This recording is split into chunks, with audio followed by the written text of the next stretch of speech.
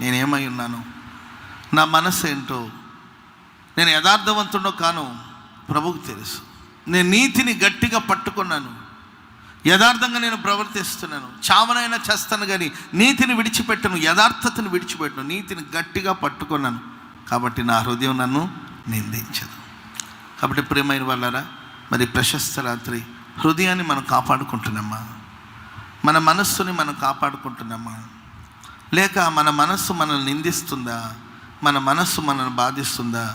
ప్రపంచమంతా ప్రశంసలు కురిపించవచ్చు, కానీ నీ హృదయం, మనుషులందరూ మనల్ని మెచ్చుకోవచ్చు, నీ హృదయం నిన్ను మెచ్చుకుంటుందా? చూడండి, బయట దాదాపు స్నేహితులందరూ వచ్చేసి 10 సార్లు నిందించారు, కానీ హృదయం తనను నిందించలేదండి. అదే మంచి మనస్సాక్షి అంటే.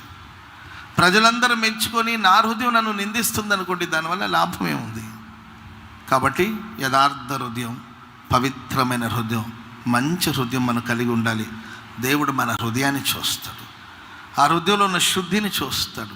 యేసు ప్రభు అన్నాడండి, ఆ 3 విషయాలు అక్కడ చదువుతాం. మీరు ధర్మం చేసేటప్పుడు మనుషులు కనబడేటట్లు మీరు చేయొద్దు. కుడి చేతిలో ఇచ్చింది ఎడమ చేతికి తెలియకూడదు. రహస్యమందు చూచు దేవుడు మీకు ప్రతిఫలం ఇస్తాడు. స్తోత్రం చెప్పండి అందరు గట్టిగా. మీరు ప్రార్థన చేసేటప్పుడు అన్యుల్లాగా చెప్పిందే చెప్పి మీరు అలా చేయొద్దు. మీరు ప్రార్థన చేసినప్పుడు గదిలోనికి వెళ్ళిపోయి పర్సనల్గా ప్రార్థన చేసుకోండి. రహస్యమందు చూచు దేవుడు మీకు ప్రతిఫలం ఇస్తాడు.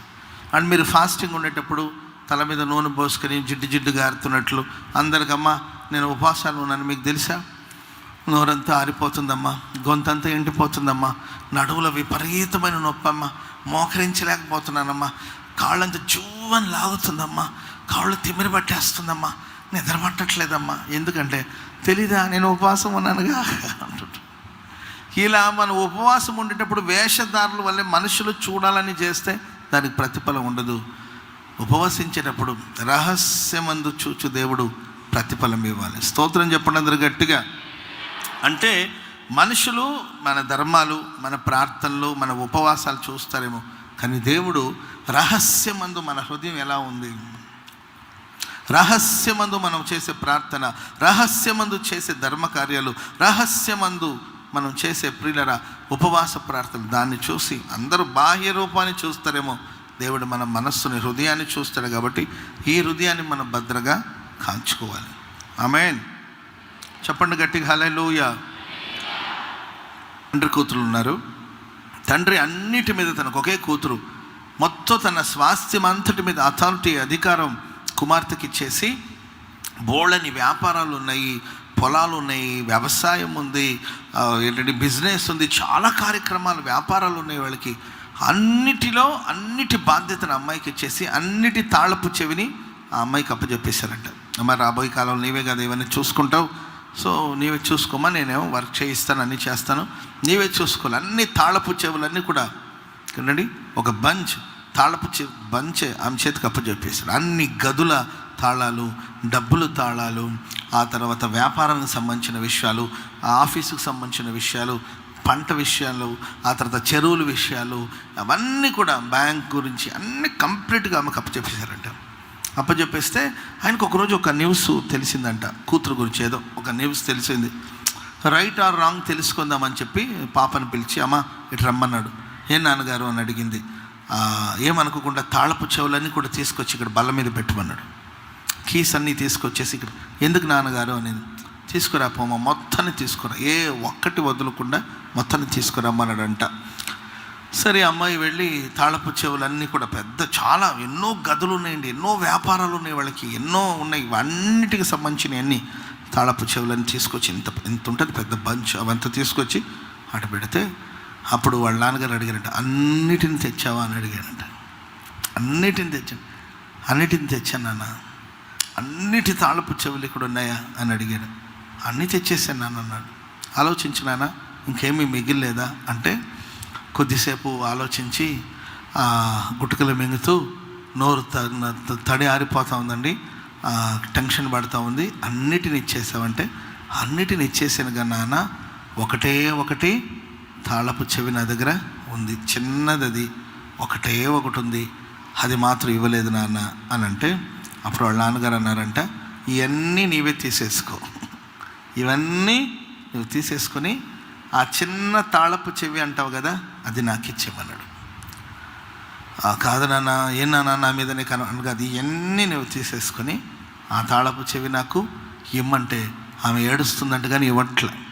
ఎందుకంటే ఆమె దాచింది, దోచింది, కాచింది అన్నీ ఎక్కడుంది? ఆ గదిలోనే ఉందండి. అది వాళ్ళ నాన్నకు తెలిసింది. ఆమె సీక్రెట్స్ అంతా కూడా ఎక్కడుందంటే ఒక గదిలో ఉంది. దాని తాళం ఇవ్వట్లే. దాని తాళం అడిగితే చాలు ఏడుస్తుంది. అర్థమైందండి? అటువైపున ఎవరైనా పోతే చాలు గందరగోళం అవుతుంది, బీపీ రైజ్ అవుతుంది, ఇక్కడేం పని అంటుంది, గొడవ చేస్తుంది. సంథింగ్ ఏదో ఉందండి ఆ రూమ్లో, సీక్రెట్ ఏదో ఉంది, ఆమె సీక్రెట్ ఉంది. కాబట్టి ఆ రూమ్ టాపిక్ మాట్లాడినా, అటువైపున ఎవరైనా వచ్చినా, తాళపు చెవులు అడిగినా వెర్రి కోపం వస్తుంది, అందరి మీద ఎగబడుతుంది, అందరి మీద కోపడుతుంది. ఈ గదిలో మీకేం పని, అసలు అది క్లోజ్ స్టోర్ రూమ్ అని ఎన్నో చెప్తుంది అనమాట.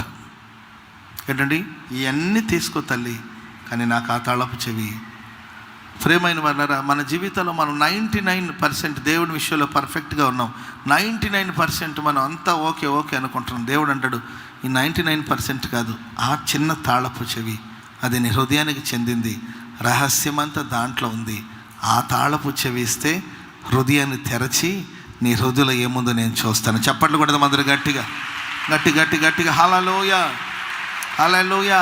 వస్త్రాన్ని కాదు, మనం హృదయాన్ని చింపుకోవాలి. చింపుకుంటేనే కదండి మనసులో ఏముందో తెలుస్తుంది. ఒక హార్ట్ ఆపరేషన్కి వెళ్తే స్కానింగ్ అవన్నీ చేసి ఏం తెలియట్లేదయ్యా, స్కానింగ్ చేసాం, ఏదేదో చేసాం, తెలియట్లేదు. మరి ఇప్పుడు ఏం చేయాలి డాక్టర్ గారు అంటే, డాక్టర్ గారు చెప్పారు చేసేదేం లేదు, సర్జరీ చేసి గుండెని ఓపెన్ చేస్తే అప్పుడు ఎక్కడ రక్తం గడ్డగట్టిందో అర్థమవుతుంది. హార్ట్ ప్రాబ్లం ఉంది, హార్ట్ బీట్ మారిపోయింది, అంత ఇబ్బందిగా ఉంటుంది, రక్తం అంతా కూడా పొల్యూట్ అయిపోతుంది, కానీ ఎక్కడ ప్రాబ్లం ఉందో తెలియట్లేదు. మరి స్కాన్ చేసాము, తెలియాలంటే ఏం చేయాలంటే హార్ట్ని ఓపెన్ చేస్తే కానీ తెలియదని డాక్టర్లు చెప్తున్నారు. అట్లాగే ప్రియులారా, మన హృదయాల్లో ఏ దోషం ఉందో, ఏ మలినం ఉందో తెలియట్లేదు. తాళపు చెవి ప్రభుకి ఇవ్వండి, హృదయాన్ని దేవుడు తెరుస్తాడు, అపవిత్రతను పోగొడతాడు, శుద్ధ హృదయాన్ని దేవుడు దయచేస్తాడు. చప్పట్లు కొడదాం అందరూ గట్టిగా హల్లెలూయా చెప్పండి, గట్టిగా హల్లెలూయా హల్లెలూయా. మనసులో పగను, ద్వేషాన్ని ఇవన్నీ కూడా నింపుకొని కొంతమంది బయట కనిపించడం వేరు, లోపల ఉన్నది వేరు.